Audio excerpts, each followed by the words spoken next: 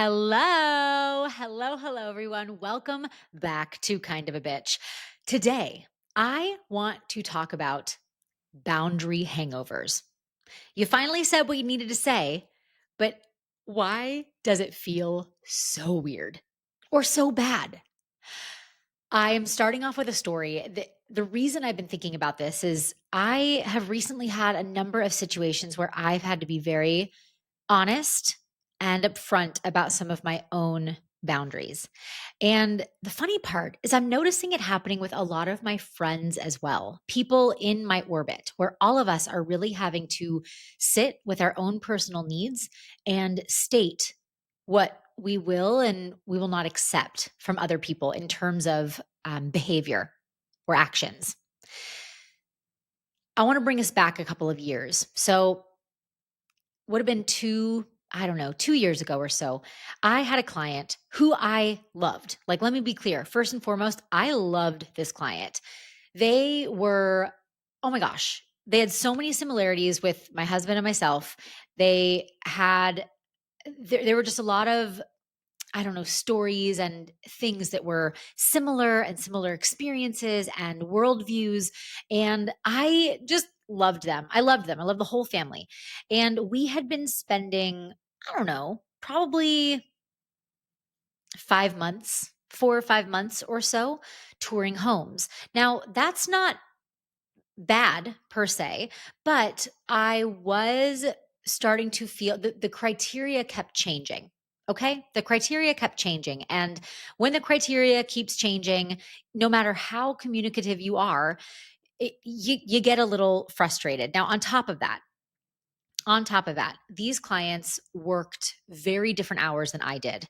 They were working, their company was based in another country. So they were here, but their company was based in another country. And that meant that, I don't know, we just had very different work schedules.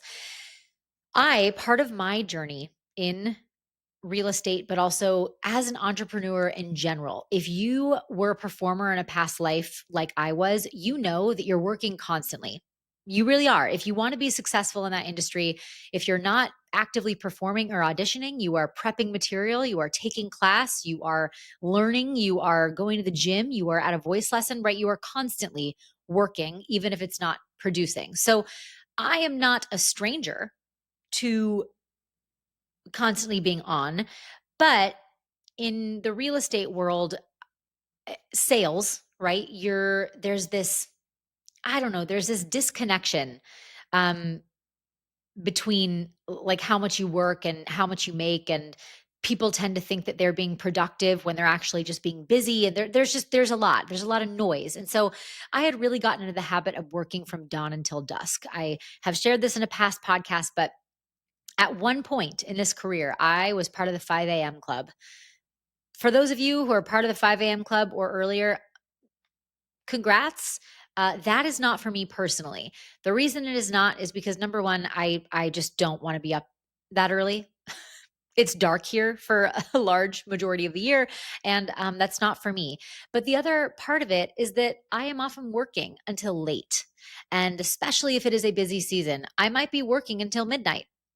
I might. There might be negotiations happening. There might be catch up paperwork or transaction work that I am doing later in the day because I was showing all day or doing whatever. So I really had to start cracking down on my boundaries, on when I was going to work, when I was going to pick up phone. I really struggled to not pick up my phone whenever it rang.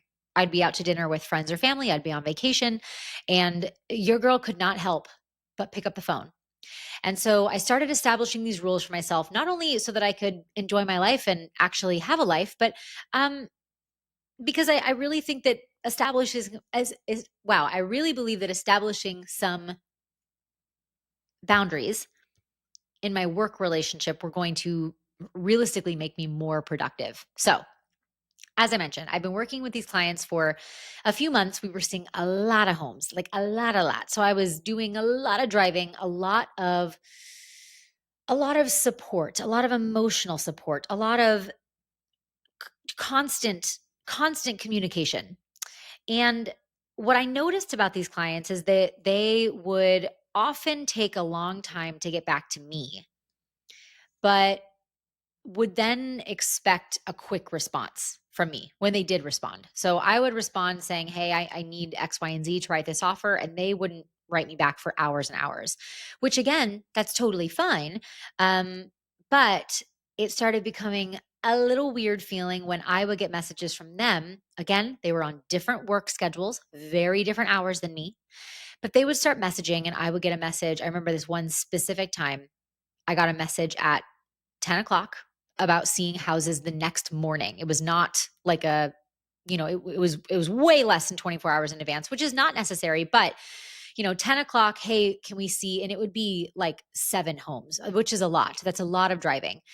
Can we see all of these homes starting at 9 a.m. tomorrow? Things that were a little bit too late. And so I had kind of started to say, hey, like, especially if we're going to see, I do need some notice if we're going to see homes early in the morning, because I've already planned my schedule. Like if I'm unavailable and my showing assistant is also unavailable, I'm like, I can't make this work. So I got a message and it was like a 10 o'clock or 10:30 message. And I was asleep. And so the next morning when I woke up, I opened up my phone, which again, don't do what I do. You do not need to look at your phone that early in the morning. I'm sorry. It's a habit I have. I can't seem to break it. It's my own boundary that I keep crossing. I'm sorry. But I opened my phone and I had a message from them at 10 o'clock or 10:30 or whatever it was. Then I had another one at like 11:45 p.m. Then I had another one at like 12:07 a.m.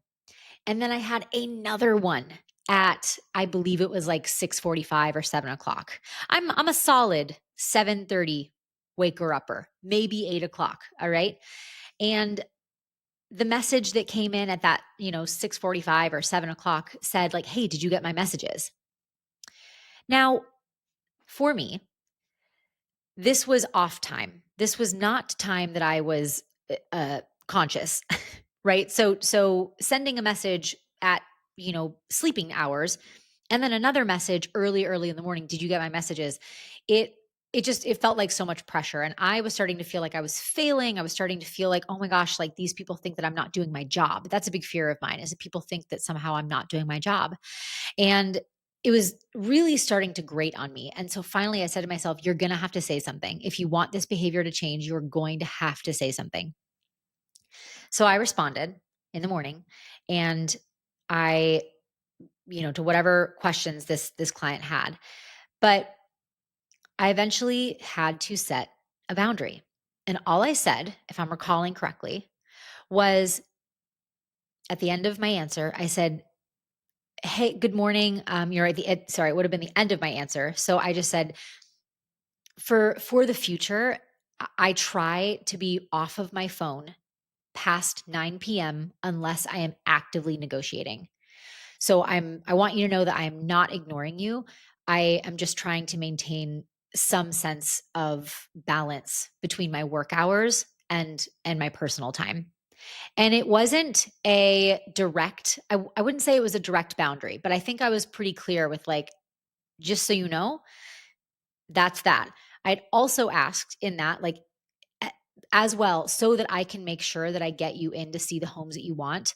If possible, could you please send me the homes that you would like to see, or confirm the homes that you would like to see? If I had sent them homes, could you please confirm before 9 p.m. the night before? Right. And it was an ask. It was an ask for sure. But I think the biggest boundary was that, in a very kind way, if it is past 9 p.m., I will not be able to answer. And I think I might have said something in there like I tend to open my computer by like 8:30 a.m. the next morning. Something along those lines. Anyways, I just very clearly stated like these are my working hours, which 8:30 a.m. to 9 p.m. is a lot of working hours, if I do say so myself. But I'll tell you what, number one, I was panicking. I was shaking. I had rewritten that text hundreds of times. And when I finally, with a shaking thumb, press send, the response I got back from this client was like, "Oh my gosh, Liz, of course. I'm so sorry. Like I am working on different hours. You're totally right. Like don't even worry about it." I mean, just so loving, apologetic, understanding and beautiful. And I felt number one, so relieved, but I also felt awful. I felt so awful.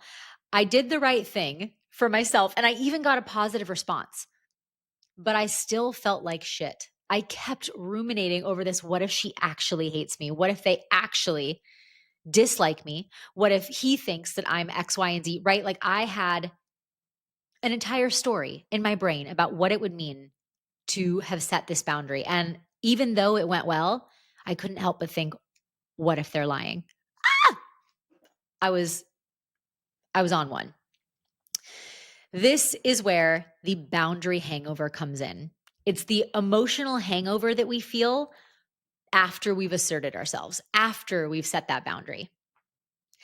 The reason why this is so common is when your new behavior like assertiveness or expressing a need or setting a boundary conflicts with your old identity, which in my case, people pleaser, caretaker, the chill, cool girl, whatever that is, your brain absolutely freaks out.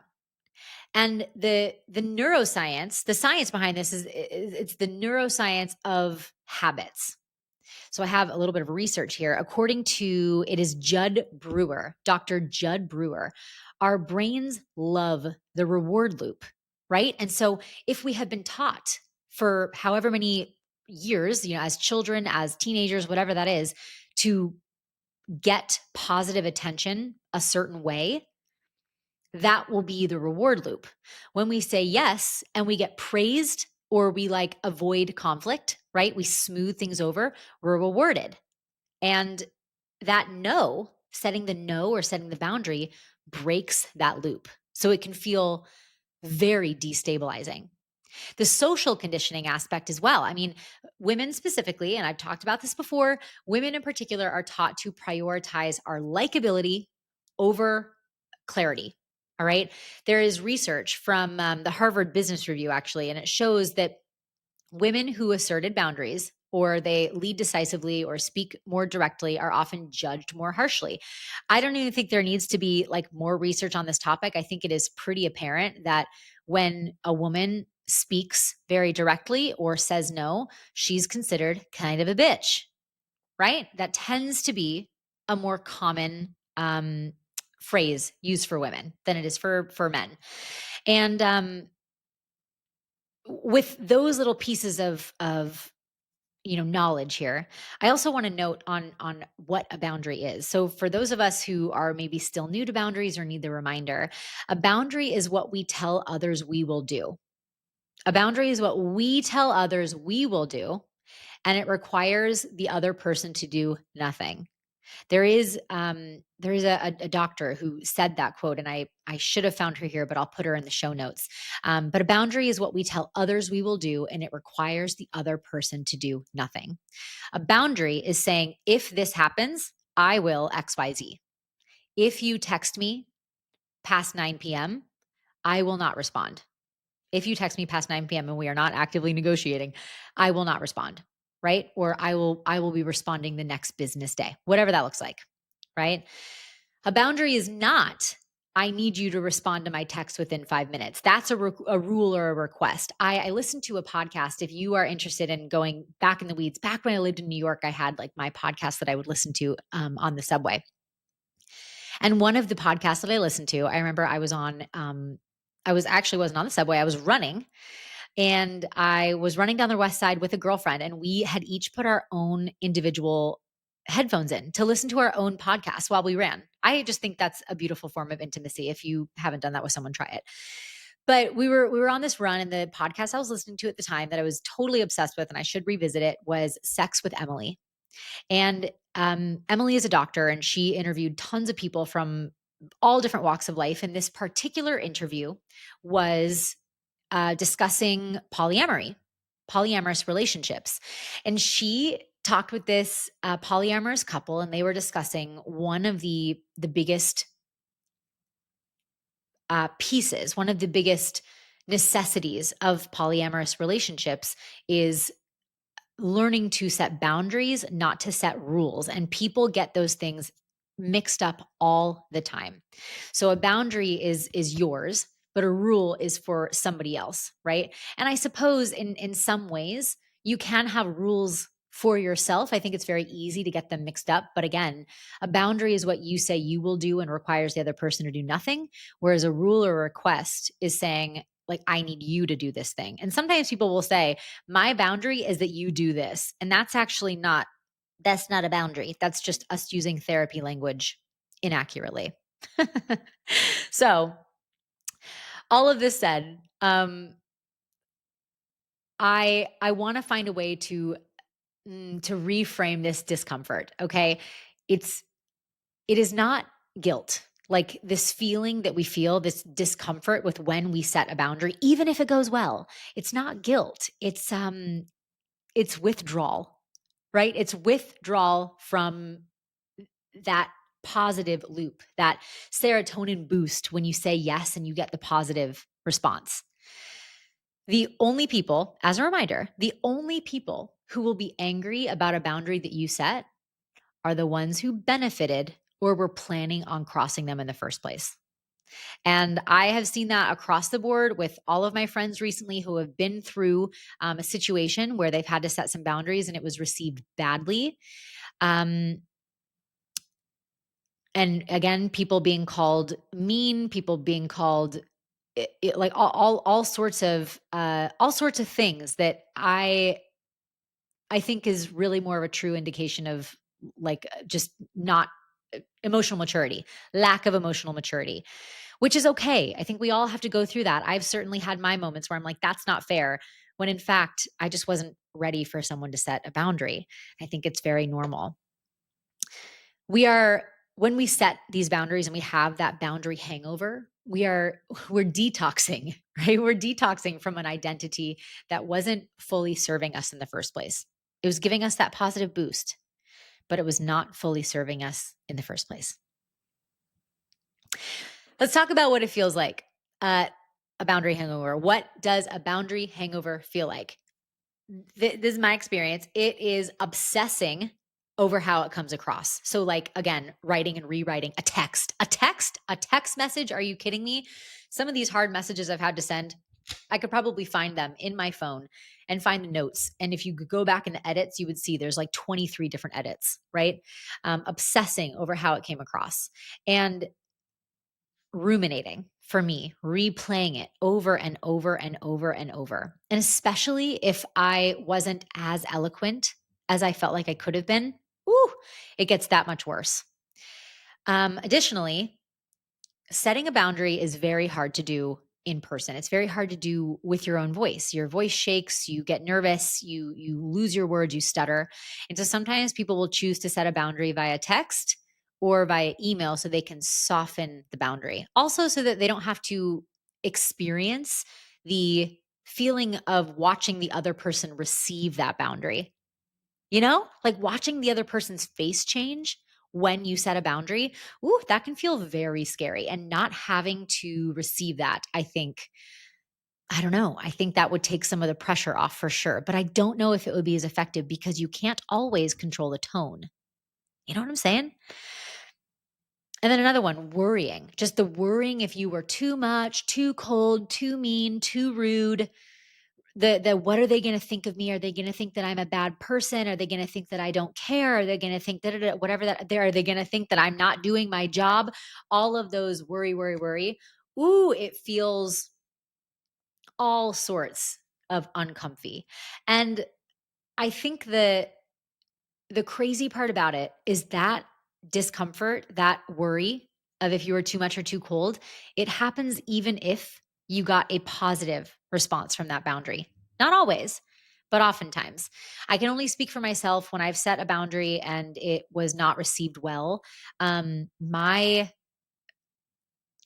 people pleasing Achilles heel, my Achilles heel as a people pleaser is the like, you are mean or cold or, um, judgmental or and any of those words that really disrupt my good girl complex, my nice girl complex, who they really throw me because I think that is something that I will be healing from forever. And as a reminder, some of us have been in this positive feedback loop of saying yes and just taking whatever for years, not just a few, but 20, 30, 40, 50. There are women in our lives, especially, you know it. Think about your mom or your aunts or whoever. Some of them have been living this way for years and years and years, to the point where they don't even realize that their yes, their discomfort, their resentment when they say yes is not actually what they wanted to do, right? Like they are so enmeshed in what society taught them to do that they don't know what they actually wanted to do. And I just, oh man, I find that fascinating. Now, how do we then move through the boundary hangover without backsliding? This is just, again, this is from my own personal experience. There, you might have a totally different routine for this. And man, if you do, would you please share? Can you please send me a DM? What are you doing for when you have that boundary hangover? Again, whether you got a positive response or a negative, please send it my way. So, first things first, these are the practical tools I think to ride the wave. Number one, we have to name it. We have to name this is a boundary hangover. I'm not doing something wrong. I'm doing something new. This is a boundary hangover. I'm not doing something wrong. I'm doing something new. We need to affirm the need. So I guess the prompt here, if you're asking yourself, if you're journaling or whatever, is what was I protecting or honoring when I set the boundary?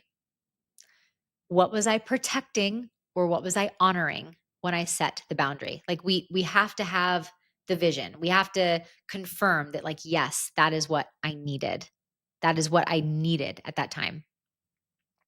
I think this brings us back to the intention behind the boundary setting, not the emotion of it not being received well, or, you know, being received in a certain way, being perceived in a certain way. Number three, we have to learn to let people be uncomfortable. I think there are so many people who are uncomfortable with being uncomfortable. And at least in my experience, when I have set a boundary and it has been received not well, sometimes what I've heard is I am uncomfortable with that and like want to, I don't know, want to keep pushing, or I'm not okay with that. And it's like, okay, well, you kind of have to be. You kind of have to be. I'm not comfortable with this, so I want to talk about it more. I actually said I don't want to talk, right? There are there are certain situations where I think people really are not cool with sitting with their own discomfort, and they need to make it someone else's responsibility. Whether that's in friendship, in relationship, in whatever, people will project that, right? I mean, the thoughts that I had in my head where I was going to message, "Hey, I'm not available after 9 p.m." Obviously, I didn't say it like that, but the way that I did say it, I was concerned that this client of mine was going to respond and be like, after months of working together, and say something like, "Oh, well, we need someone who can actually dedicate real time to us," right? Like I had a whole thing in my head because for whatever reason, I was concerned that they would be uncomfortable with my working hours, which again were totally valid. Um, but I was worried that they wouldn't be able to sit with that discomfort, and then they would try and make it mine. And yeah, we need to learn. We need to learn to let people be uncomfortable, to sit with their own discomfort. Another piece of that is your discomfort, the discomfort you are feeling, it might just be mirroring theirs, right? So if you got a bad reaction, if you got a response that wasn't great, you might simply be mirroring that negative response back. Whereas if you really sat with yourself, you might actually feel relief. You might feel pride with the fact that you did set that boundary. You are not responsible for other people's disappointment. You are not responsible for other people's disappointment, especially if they had an expectation that was not expressed, if they had, an unrealistic need or request that they never communicated, right? You are not responsible for other people's disappointment. Number four is phone a friend, and not just a friend who I don't know, maybe has the same problems as you, but perhaps a friend who gets it. Perhaps you need to phone your bitchy friend. If you were listening in a podcast, I'm twiddling my fingers, waving on the camera. You need to call your friend who gets it. Again, not the friend who goes, I don't know, like maybe you were harsh. No, no, not that friend. No, we need the friends in our lives who can say, damn, I am proud of you. They will live. They'll get over it. I'm proud of you. Okay. Those are the ones you got to call. Figure out who they are. Number 5 is create a post boundary ritual. I've talked about this before. Whenever I would go to an audition or something that I was particularly nervous about, I would try, when I lived in New York, I would try to do a little something fun for myself just afterwards, like get a little treat. That was before a little treat culture, but it was like, I'm going to go to this audition and then I'm going to go to the Whole Foods and I'm going to pack up on little snacks and I'm going to take myself to a solo movie. And there was something about having a thing to look forward to that made the audition part feel a little bit less scary, but it also reinforced that muscle. When I do this thing, there's a positive outcome, even if I didn't get the reaction I needed when I was flexing that muscle. Like go for a walk, do something grounding. I don't know, go get your body moving a little bit. Exercise give you endorphins. Endorphins make you happy. Happy people don't kill their husbands, and then remind your nervous system, we are safe. I need to say that to myself. Remind my nervous system that I am safe. That's a hard one, but we're working on it. Okay. There is short quote from Miss Brene Brown. I'm sure you know it. Clear is kind, unclear is unkind. And that is a perfect line for boundary setting. Setting boundaries might feel mean, but it's actually generous, it is honest, and in many situations, it is real intimacy. So, last few thoughts here. Growth hurts a little. Growth is a little uncomfortable. This is like the reframe, right? Growing in this way is a little bit uncomfortable, but it will lead you to being stronger. Okay. Growth feels bad before it feels good. Growth feels bad before it feels good. Oh my gosh, I need to write that down 150 times. Growth feels bad before it feels good.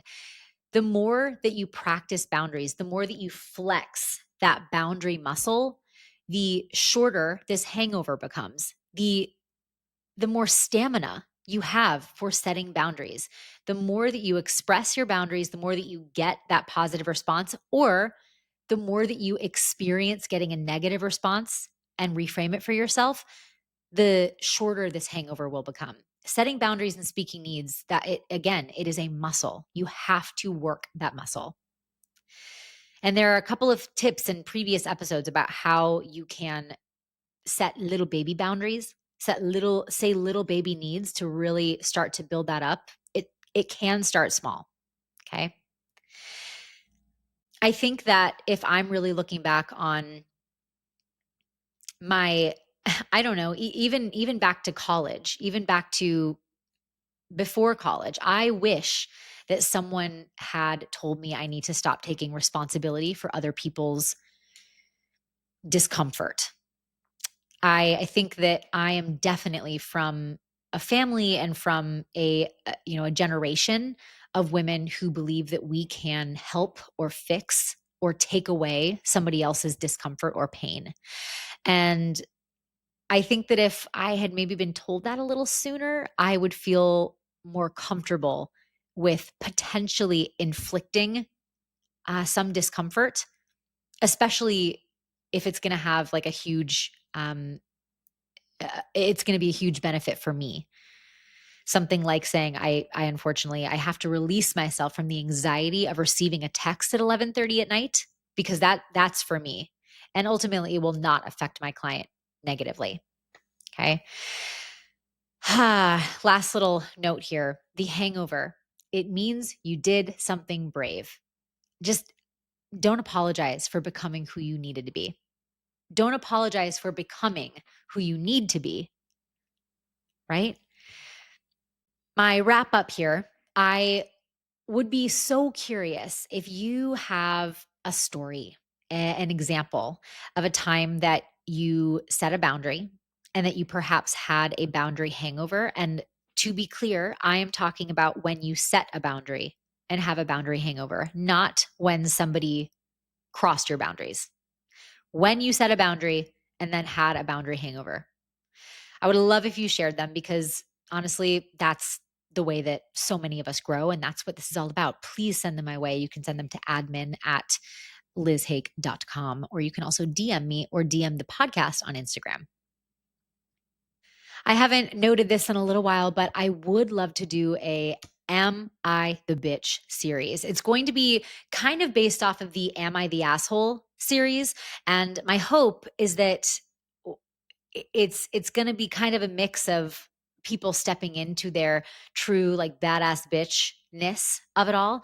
But if you have one of those situations, questions, stories, something that you can share that truly asks, wait, like, was I the bitch here?